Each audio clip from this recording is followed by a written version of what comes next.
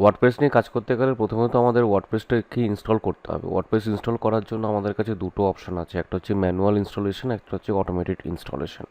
Manual ইনস্টলেশনে wordpress.org থেকে ওয়ার্ডপ্রেসের যে setup ফাইলটা আছে সেই ফাইলটাকে ডাউনলোড করতে হবে। wordpress.org,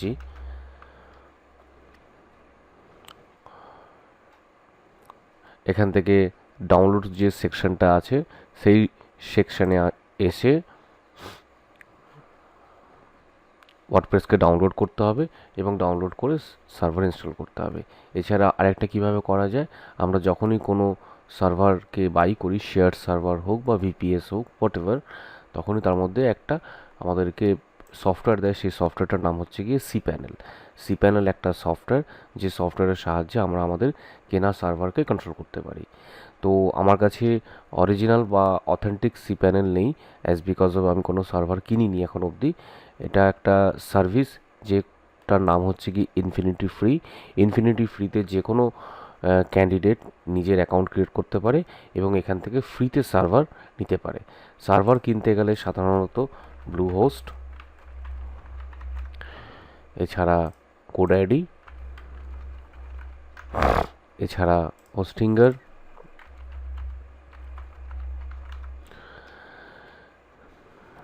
এই ধরনের যে সমস্ত ওয়েবসাইটগুলো আছে এই ওয়েবসাইটগুলোতে আমরা গিয়ে সার্ভার আমাদের কিনতে পারি। তো হোস্টিঙ্গারে যদি আমরা কিনি, আমরা একটুখানি জাস্ট দেখে নিই কীরকম কী কস্টিং পড়তে পারে।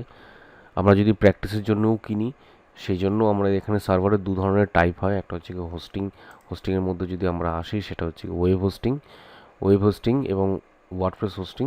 অ্যাকচুয়ালি ওয়ার্ডপ্রেস হোস্টিংয়ের মধ্যে আলাদা করে ক্যাশে মেনটেনেন্স বা আমাদের যে ক্যাশ ফাইলগুলো যেগুলো জেনারেট হয়, সেই সার্ভারেও তো ক্যাশ ফাইল জেনারেট হয়। আমাদের মেশিনে যেরকম স্ট্যান্ডার্ড মেশিনে ক্যাশ ফাইল জেনারেট হয়, অ্যাজ ওয়েল অ্যাজ সার্ভারেও ক্যাশ ফাইল জেনারেট হয়। তো ওয়ার্ডপ্রেসে যত ক্যাশ ক্লিয়ার যত মেমোরি থাকবে, তত ওয়ার্ডপ্রেস ওয়েবসাইট ফাস্ট হয়। ইন জেনারেল নর্মাল HTML এবং CSS দিয়ে তৈরি যে ওয়েবসাইটগুলো, সেগুলোতে ক্যাশ ক্রিয়েটিংয়ের থেকে ওয়ার্ডপ্রেসে অনেক বেশি করে ক্যাশ ক্রিয়েটিং হয়। তো সেই কারণে আলাদা করে ডেডিকেটেডলি ওয়ার্ডপ্রেস হোস্টিং বলে একটা কনসেপ্ট রয়েছে। এছাড়া আমরা নর্মাল শেয়ার্ড হোস্টিং নিতে পারি। শেয়ার্ড হোস্টিংয়ে মোটামুটি 139 টাকা করে লাগছে পার মান্থ। 139 টাকায় বেশ কিছু ফিচার দেয়। তো আমরা এই ধরনের ফিচারগুলোতে যাচ্ছি না। আমরা ইনিশিয়াল স্টেজে ইনফিনিটি ফ্রি বলে যে সার্ভিসটা রয়েছে, সেই সার্ভিস থেকে আমরা ফ্রিতে সার্ভার নিচ্ছি। ফ্রিতে সার্ভার নেওয়ার জন্য এখানে খুব ইজি, আমি ইনস্টলেশন বা আমি সেট আপ দেখালাম না। ইউজার অ্যাকাউন্ট ক্রিয়েট করলে, একটা ফ্রি ডোমেন নিয়ে নিলে এখানে অ্যাকাউন্ট ক্রিয়েট হয়ে যায়। আমি এখানে আমার অ্যাকাউন্টে ঢুকছি।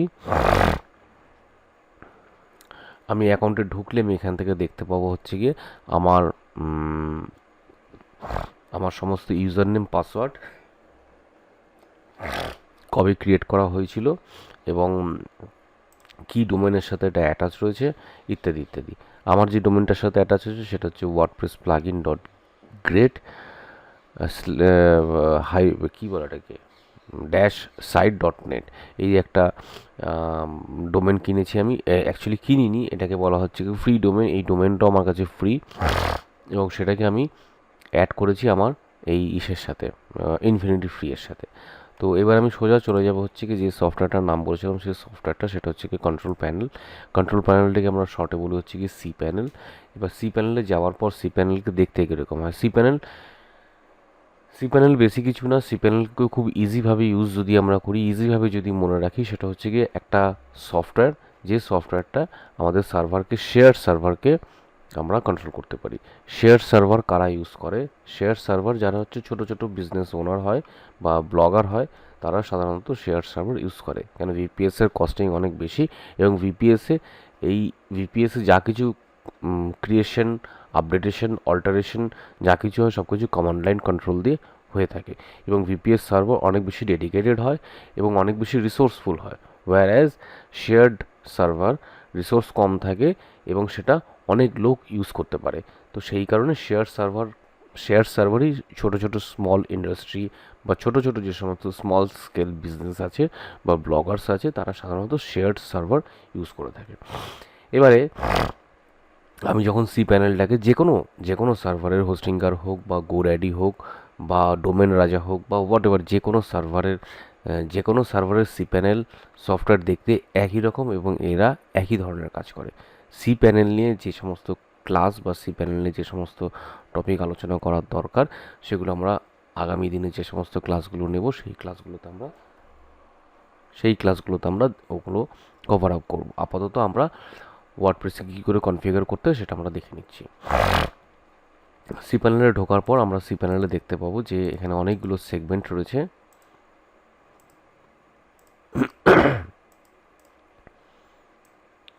প্রচুর এখানে অপশন দেয় আমাকে। আমরা এখান থেকে সোজা চলে যাব হচ্ছে গিয়ে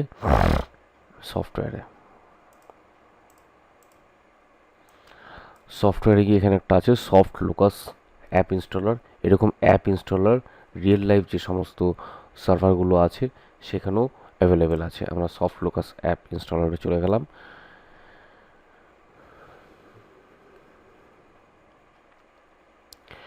এবং এখানে আমি কি ধরনের সফটওয়্যার চাইছি সেই সফটওয়্যার আমরা এখান থেকে আইডেন্টিফাই করতে পারি। যেরকম আমি যদি কোনো ফোরাম সাইট খুলতে চাই তাহলে সেক্ষেত্রে ফোরাম সাইট নিয়ে আমরা এখানে কাজ করতে পারি। আমরা যদি কোনো সিএমএস সাইট খুলতে চাই তাহলে সিএমএস সাইট নিয়ে এখানে কাজ করতে পারি। তো আমরা চাইছি হচ্ছে গিয়ে ওয়ার্ডপ্রেস ইনস্টল করতে। ওয়ার্ডপ্রেস ইন জেনারেল আমরা ব্লগ সেকশনের মধ্যে পাবো। আর যদি ব্লগ সেকশনে না থাকে বা আমি কোনো সেকশন না খুঁজে পাই তাহলে আমরা সার্চ বাটনে ক্লিক করে ওয়ার্ডপ্রেস লিখে ওয়ার্ডপ্রেসকে খুঁজে নিতে পারি। তো আমরা ওয়ার্ডপ্রেসে ক্লিক করলাম। ওয়ার্ডপ্রেসে ক্লিক করার পর আমাকে এখান থেকে ইনস্টল বলে অপশনটা দেখাচ্ছে। আমি ইনস্টলে ক্লিক করব। ইনস্টলে ক্লিক করার পর আমি আমার যে ডোমেনটা আছে সেই ডোমেনটাকে এখানে সিলেক্ট করতে হবে।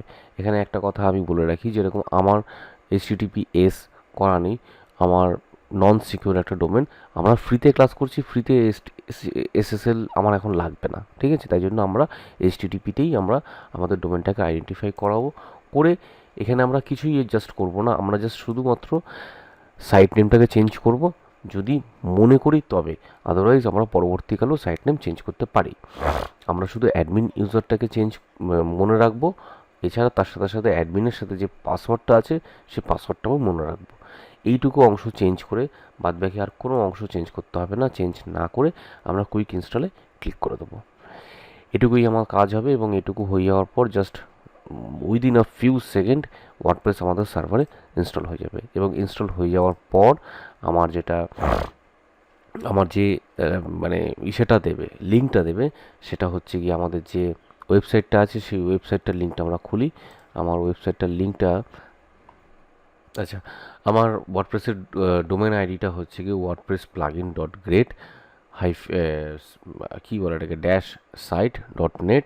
এরপর আমরা কি করব, এরপর আমরা এইটুকু অংশ লিখে, আমরা যদি এইটুকু অংশ জাস্ট আমরা নর্মাল লিখলে আমার সাইটটাকে এখানে দেখাচ্ছে। যে সাইটটা পুরোপুরি আনঅর্গানাইজড অবস্থাতে রয়েছে, আমরা এটাকে অর্গানাইজড করব।